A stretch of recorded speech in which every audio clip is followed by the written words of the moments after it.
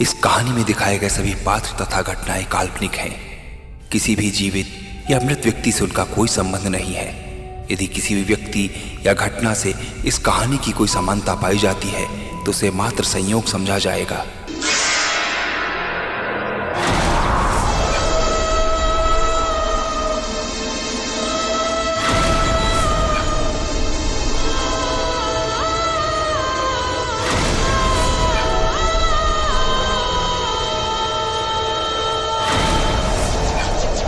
दोस्तों, मैं विनीत उपाध्याय फिर एक बार आपके साथ हूँ कहानी का अंतिम भाग लेकर।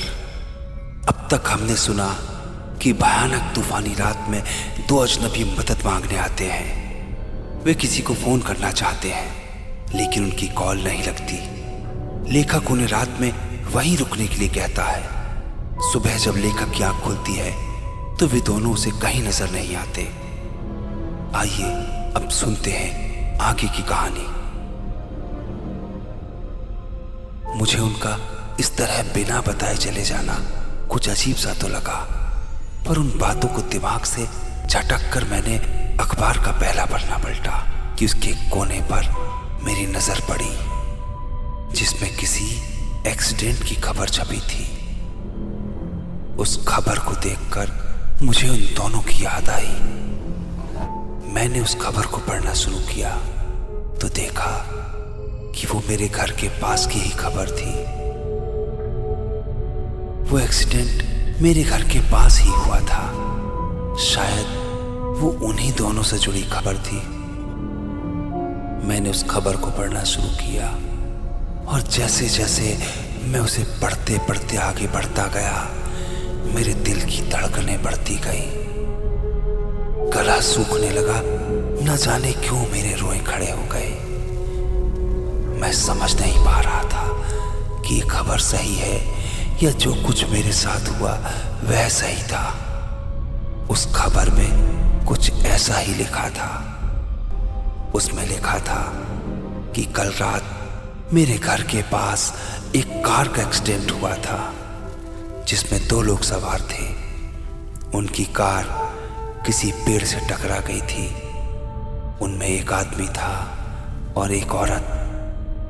दोनों पति पत्नी थे और उन दोनों की घटना स्थल पर ही मौत हो गई थी।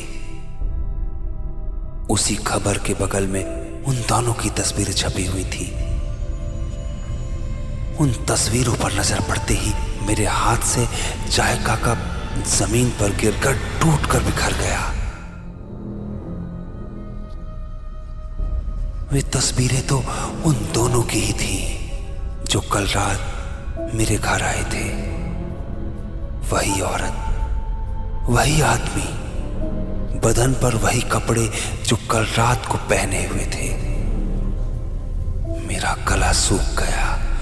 मैं चीखना चाहता था पर जैसे मेरी आवाज मेरे हलक में ही अटक कर रह गई। मेरा खून जमने लगा और मैं अपने होश आवाज खो बैठा।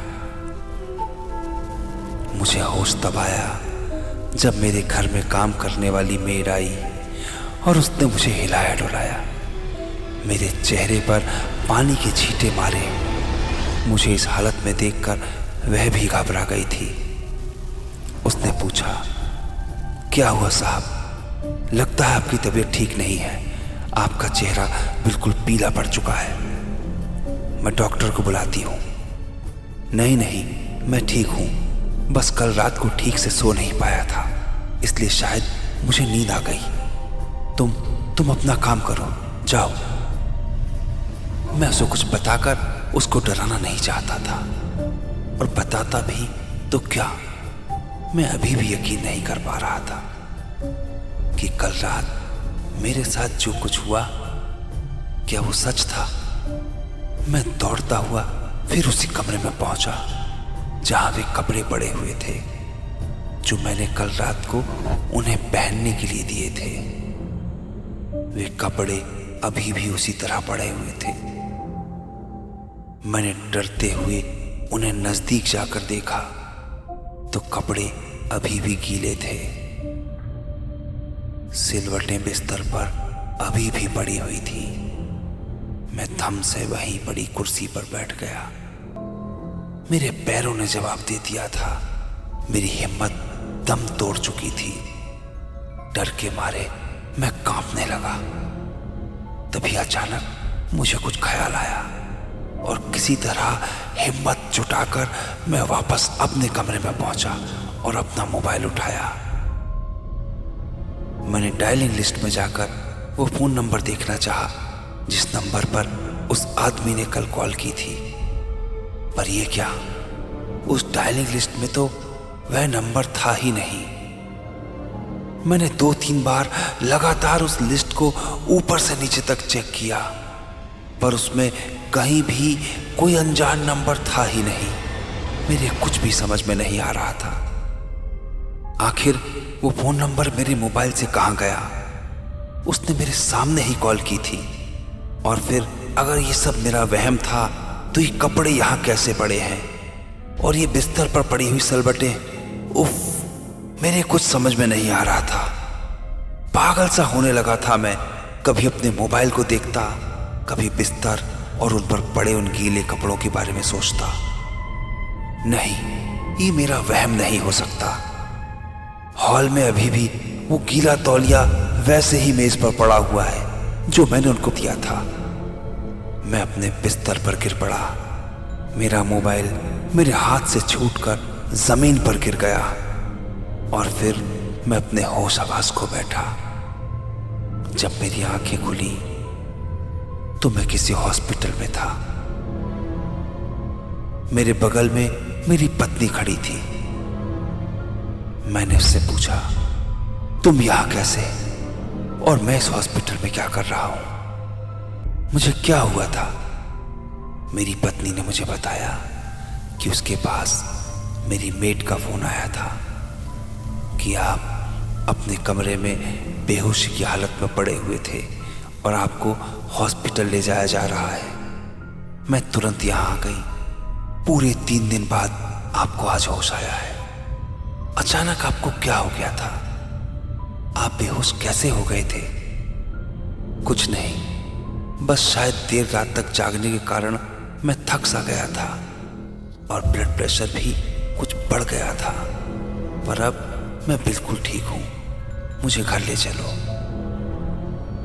ठीक है, रुकिए, मैं डॉक्टर से मिलकर आती हूं। इतना कहकर मेरी पत्नी डॉक्टर से मिलने चली गई। उसके जाते ही फिर से उस रात की घटना ने मुझे आ घेरा, जैसे वो भी मेरी पत्नी के जाने का इंतजार कर रही थी शायद। मैं बिस्तर पर लेटे हुए फिर से उन्हीं बातों को याद करने लगा जो मेरे साथ उस रात हुई थी। मैं अब भी समझ नहीं पा रहा कि वो सब आखिर क्या था। कौन थे वो दोनों? वो मेरे पास ही क्यों आए थे? उन दोनों के आने का क्या मकसद था? क्या वाकई वो दोनों मर चुके थे? और वो नंबर कैसे डिलीट हो गया जो उसने मेरे सामने ही डायल किया था? क्या सच में मैं पूरी रात उन दोनों की आत्माओं के साथ था? उफ, डर के मारे मेरे पूरे बदन में झुरझुर सी दौड़ गई। मैं झटके से उठकर बैठ गया। मेरा गला सूखने लगा था। पास में रखे हुए टेबल से मैंने पानी का गिलास उठाया और एक ही बार में पूरे पानी को गटक गया। तभी मेरी पत्नी के साथ डॉक्टर ने कमरे में प्रवेश किया। डॉक्टर ने अंदर आते ही पूछा, कैसे हैं आप? मैंने संक्षिप्त से उत्तर देते हुए कहा, ठीक हूं। डॉक्टर ने मुझे पूरी तरह चेक किया और बोला, हाँ, अब आप बिल्कुल ठीक हैं। आपकी मेडिकल रिपोर्ट भी बिल्कुल नॉर्मल है। ऐसा लगता है कि आपको कुछ हुआ ही नहीं था। मुझे लगता है कि शायद कुछ ज़्यादा ही काम करने और ठीक से नींद ना लेने की वजह से होने वाले स्ट्रेस के कारण आपका बीपी बढ़ गया था और आप होश खो बैठे। पर 3 दिन तक कोई बेहोश रहे, वो भी बिना किसी गंभीर वजह से। मेरे तो ये भी समझ में नहीं आ रहा कि अचानक ही हो कैसे गया। आप होश में आ कैसे गए? वरना हमें तो लग रहा था कि आप कोमा की स्टेज में जाने वाले हैं। खैर, अभी आप बिल्कुल ठीक हैं, चाहें तो घर जा सकते हैं, पर ध्यान रखिएगा कि ज़्यादा स्ट्रेस ना लीजिएगा। अभी कुछ दिन घर पर आराम कीजिए। मैं और मेरी पत्नी वापस अपने शहर वाले घर आ गए। पूरे रास्ते मैं खामोश ही रहा। मेरी पत्नी बार बार मुझसे सवाल करती रही, पर मैं उसे कोई जवाब नहीं दे पाया। और आखिर जवाब देता भी तो क्या, मेरे पास खुद एक सवाल था, एक ऐसा सवाल जिसका जवाब मुझे खुद ही पता नहीं था और आज तक पता नहीं चला है। आज इस घटना को कई साल बीत चुके हैं, पर अब भी ऐसा लगता है कि जैसे वह कल की ही बात हो। मैं आज तक उन दोनों का चेहरा नहीं भूल पाया। वो आज भी मुझे नजर आते हैं। कभी कभी ऐसा लगता है जैसे वो दोनों भी मेरे आसपास ही हैं। वो दोनों आज भी मेरे दिलो दिमाग पर खौफ बनकर मंडराते रहते हैं। मैं उस बात और उस बरसात की रात को भूल जाना चाहता हूँ, पर वो हैं कि मुझे भूलने ही नहीं देते। कभी कभी ऐसा लगता है जैसे वो मुझसे कुछ कहना चाहते थे, कुछ बताना चाहते थे, पर क्या?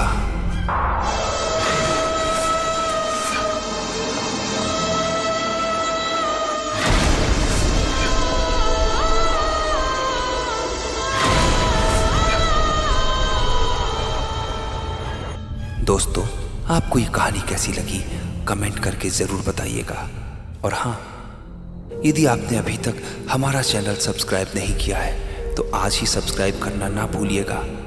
एक नई कहानी के साथ फिर आपसे मुलाकात होगी इसी चैनल पर, जिसका नाम है कहानी अभी बाकी है।